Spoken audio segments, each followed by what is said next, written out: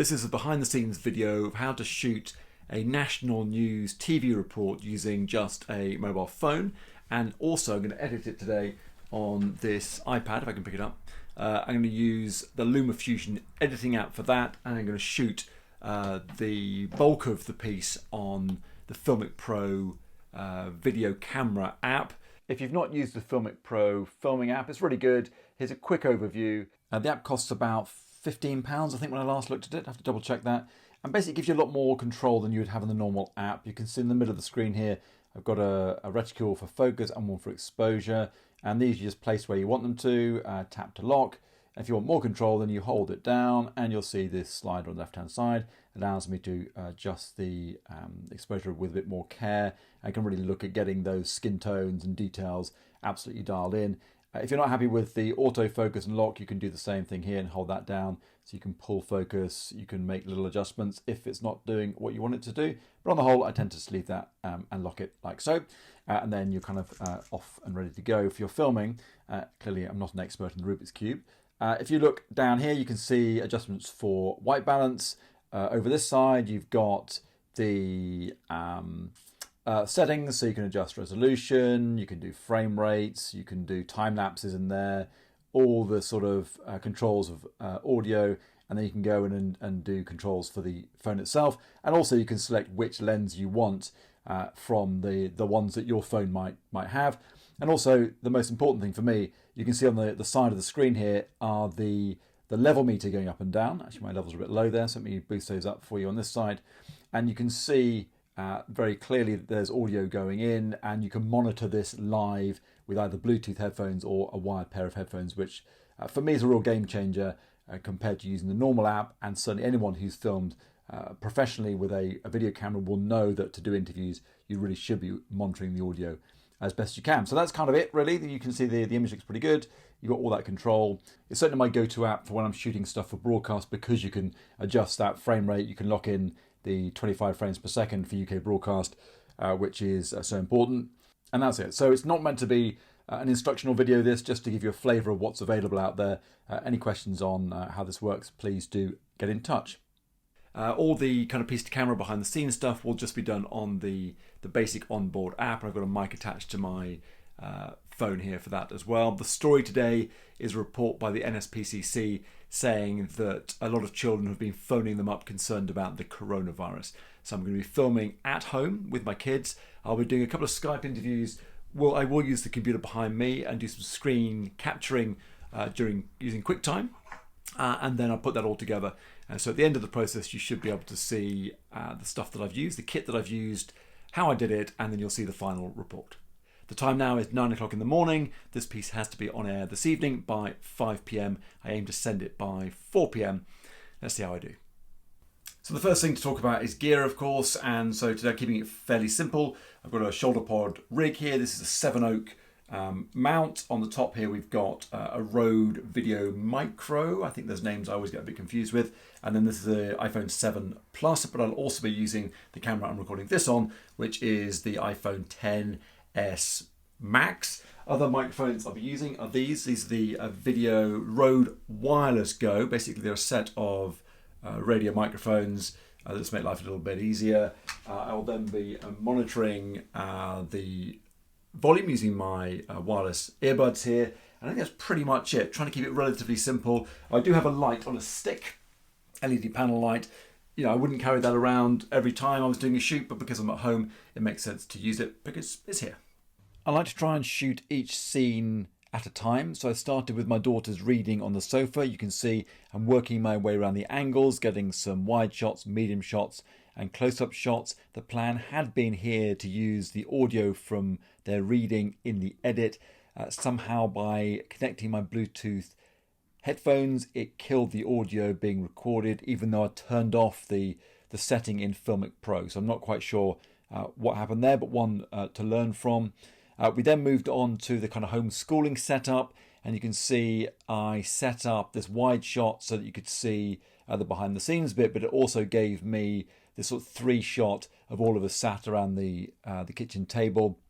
I then went in and I handheld the interview with my youngest daughter first, and then switched over to my eldest daughter.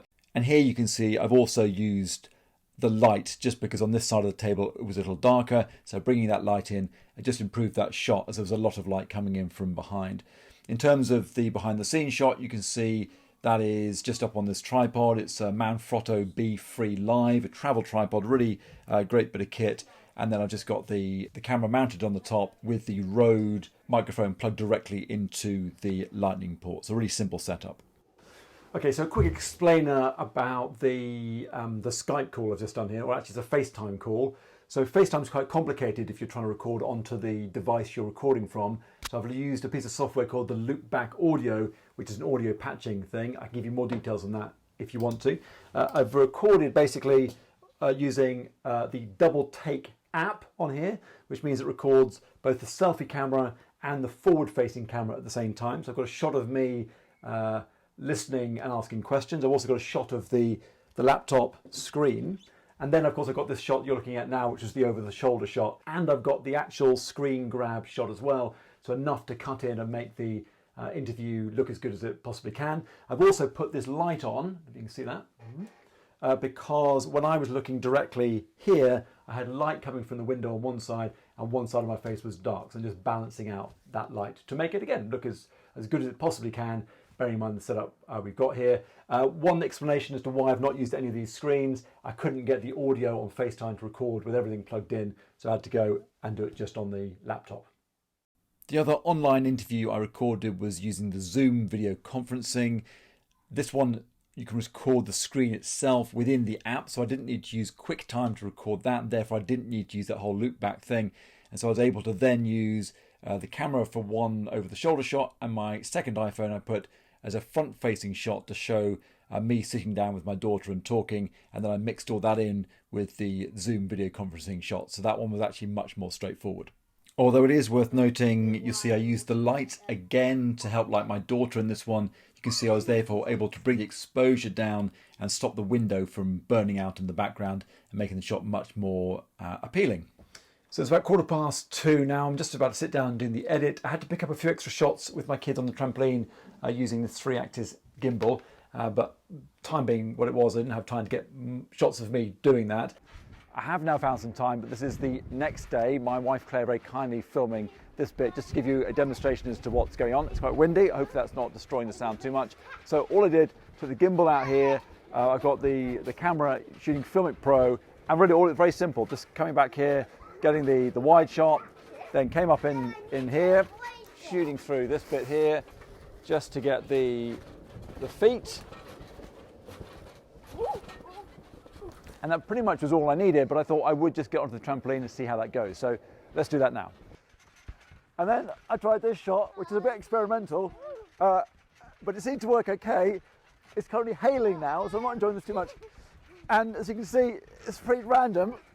But yeah, it's a shot that you get into the film. Now it's raining, we have to go. Was this hail? I don't know. Let's go. Quick, go. Quick. And now I'll go back to the edit from yesterday. I got spare socks. I have now put everything onto the iPad, so it's all on here. This is quite an old iPad Pro we've got here. I airdropped everything, unfortunately, via my laptop, then onto the iPad, because I wasn't sure it was all going to work, because there's so much footage to deal with. Anyway, it's all on the iPad now. I'm going to load up Luma Fusion and start my edit. Luma Fusion works in a very similar way to Final Cut Pro, I'd say, more that than Avid or Premiere Pro. My approach very simply was to put all the interview clips down and edited them on the timeline. I got them down to the length I wanted. I got them in the order I wanted, so it all made sense. I then wrote my script, recorded my voice onto my phone and dropped that piece of audio into Luma Fusion, and then illustrated the rest of the edit with the shots that I got. So fairly straightforward. So here we are, it's the end of the day, and I got the piece in about 4:45, which is not quite as early as I would have liked it, but it got there and it made it to air. So that's the most important thing, is the way I would argue it.